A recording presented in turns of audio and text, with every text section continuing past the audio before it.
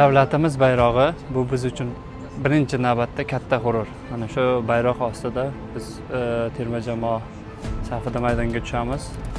Har safar gimnni davlat bayrog'iga qarab aytganimizda biz juda ham katta motivatsiya olamiz bundan. Albatta bu juda ham katta g'urur. Jahon arenalarida davlat bayrog'ini ko'rganda va bir odamga birinchi o'rinda mas'uliyat his qiladi, chunki orqamizdagi 38 million aholimizni himoya qilamiz. Butun davlatimizni himoya qilamiz. Davlat bayrog'imiz yuqoriga ko'tarilganini o'zimda birinchi marta U20 terma jamoamiz bilan Osiyo chempionatida g'alaba qozonganimizda, chempion bo'lganimizda his qilganman.